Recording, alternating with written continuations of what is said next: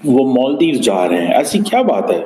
अभी थोड़ा अर्से ही तो हुआ कि मालदीव के फॉरेन मिनिस्टर आए थे। मोहम्मद मोइजू और उसके जो मिनिस्टर्स थे उन्होंने भारत के खिलाफ अचानक ऐसा टेम्परेचर बढ़ा दिया कि भारत उनका सबसे बड़ा दुश्मन है, ये वो दुनिया भर की चीजें।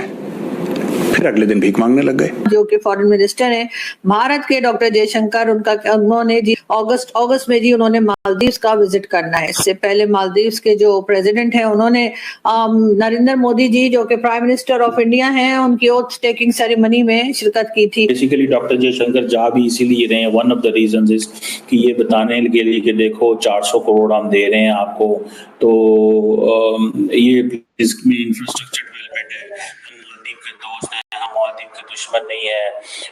इसमें से एक जो इम्पोर्टेंट प्रोजेक्ट है वो ग्रेटर माले कनेक्टिविटी प्रोजेक्ट है, जो कि तकरीबन ब्रिज है 6-7 किलोमीटर का ब्रिज है और एक कॉजवे है जो कि लिंक करता है माले को और जो नजदीक तरीन जो कुछ विलेजेस हैं उनके दरमियान। मालदीव्स को ये गलत फहमी हो गई है कि they can take money from China, they can take money from India, right? और वापस इनका करने का मूड है नहीं, क्योंकि जब वापस करने का वक्त आएगा ये पैर पे गिर जाएंगे। मोदी जी के पैर पकड़ लेगा आदमी है कमरे में ऐसे कि मैं नहीं छोड़ रहा मोदी जी आपके पैर, अभी माफ करो, मैं छोड़ूंगा ही नहीं पैर। तो मोदी कहे चलो ठीक है यार, अगले साल देखेंगे। This is what their plan is. Doctor Jaishankar का ये जो मालदीव्स का ट्रिप है ये बड़ा इंटरेस्टिंग ट्रिप है। ये है कि इंडिया ने मालदीव्स का कर्जा जो है उसको थोड़ा डिले कर दिया।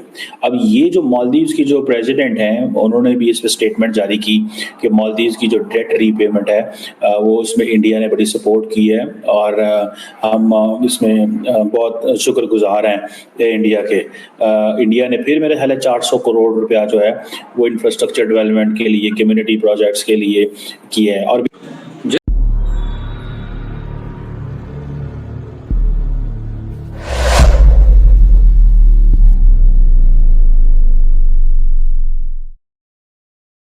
जयशंकर जा भी इसीलिए रहे हैं, वन ऑफ द रीजंस कि ये बताने के लिए कि देखो 400 करोड़ हम दे रहे हैं आपको, तो ये इसमें इंफ्रास्ट्रक्चर डेवलपमेंट है, हम मालदीव के दोस्त हैं, हम मालदीव के दुश्मन नहीं हैं। इसमें से एक जो इम्पोर्टेंट प्रोजेक्ट है वो ग्रेटर माले कनेक्टिविटी प्रोजेक्ट है, जो कि तकरीबन ब्रिज है 6-7 किलोमीटर का ब्रिज है और एक कॉजवे है जो कि लिंक करता है माले को और जो नज़दीक तरीन जो कुछ विलेजेस हैं उनके दरमियान।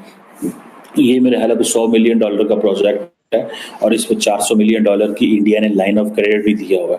मतलब सारे का सारा करके वही दे रहे हैं, इंडियंस करके दे रहे हैं, लेकिन $100 मिलियन तोहफा, $400 मिलियन आप मतलब बाद में हमें दे देना। सो इंडिया जब जहाँ जा रहा है ऐसे जा रहा है, तो यही तो वजह है कि इंडिया की एक्सेस बढ़ रही है, प्रेजेंस बढ़ रही है, इंडिया अपने आप को रेलिवेंट कर रहा है। India is making himself relevant in the global stage में, बिल्कुल रेलिवेंट कर रहा है। और इंडिया को इस चीज़ का समझ आ गई है कि आप पैसे लगाएं रेलिवेंट हो जाएं, अगर आप पैसे नहीं लगाएंगे आप रेलिवेंट नहीं हो सकते। सो इंडिया को ये जो चीज़ नज़र आ रही है कि रेलिवेंस क्रिएट करने के लिए जिसे वो कहते हैं ना पैसा लगाना पड़ेगा। ऐसे नहीं हो सकता कि आप रेलिवेंस जिसे वो कहते हैं ना भी चाहें और पैसे भी ना लगाएं। ठीक है जी, ये चीज़ जो है that is sort of story कि आपको पैसा लगाना पड़ेगा। वो कहता है पैसा बोलता है। दोस्तों ये देखिए, प्रेसिडेंट मोहम्मद मोइजू इसने भारत को थैंक करा है कि साहब जो हमारा कर्ज था वो आपने थोड़ा आसान कर दिया हमारे लिए। भारत ने काफी कर्जा दे रखा है मालदीव्स को, राइट? तो आपने बड़ी आसानी हमारे लिए पैदा कर दी, उसके लिए हम आपको शुक्रिया कहते हैं और हम आपके साथ एक फ्री ट्रेड एग्रीमेंट चाहते हैं। फ्री ट्रेड एग्रीमेंट ये कौन सी भला है? फ्री ट्रेड एग्रीमेंट में ये होता है कि मालदीव्स हमारे पास सामान भेजे, हम मालदीव्स की तरफ सामान भेजें, तो उसमें जो टैरिफ बैरियर्स हैं वो लो हो जाते हैं, गायब कर दिए जाते हैं, तो चीजें सस्ती हो जाती हैं, तो ट्रेड ज्यादा हो जाती है। यानी कि अगर मालदीव्स मुझे नहीं पता क्या बनाता है, I don't think Maldives will बनाता है। I don't know why they want this FTA with India. I don't know. I'm not making fun of Maldives. मुझे genuinely नहीं पता है। पर अगर Maldives जैसे फॉर एग्जांपल मछली पकड़ते हैं लोग, ठीक है जी, और मछली पकड़ने के बाद कहते हैं कि भारत को हम भेजेंगे, या सी फूड का बिजनेस इनका कोई भी होगा इनका, अगर ये कहते हैं तो वो जो टैरिफ बैरियर्स हैं वो इंडिया अपने आप कम कर देगा। जैसे ही इंडिया कम करेगा वो चीजें सस्ती हो जाएंगी और इंडिया में ज्यादा लोग उसको खरीदेंगे। उसी प्रकार से भारत जब एक्सपोर्ट करेगा और मालदीव सामान भेजेगा तो एक रेसिप्रोकल एक्शन होगा मालदीव से और मालदीव भी उसको कम कर देगा या खत्म कर देगा, तो भारत की चीजें भी मालदीव में सस्ती हो जाएंगी। अब ये कहता है कि हम एक्नॉलेज करते हैं जो भारत का क्रिटिकल रोल रहा है हमारे इकोनॉमिक चैलेंजेस को कंट्रोल करने में, ये मोहम्मद मुइजू कहता है। ठीक है जी, मोहम्मद मुइजू ये मानता है कि हाँ भारत का क्रिटिकल रोल रहा है। दोस्तों, जो मालदीव्स का टूरिज्म मिनिस्टर है इब्राहिम फैजल, वो आज इंडिया आ रहा है। आज है 29 जुलाई, he is coming to India और ये अलग अलग जगह जाके ये भाई रोड शो करेगा। ये चाहता है नई दिल्ली आए, मुंबई आए, बैंगलोर आए, ये अलग अलग जगह आए। और ये क्यों चाह रहा है ऐसा? इसलिए चाह रहा है कि किसी तरीके से इंडियंस को मोटिवेट करे कि भाई आप लोग मालदीव्स आओ, आप लोग मालदीव्स आओ।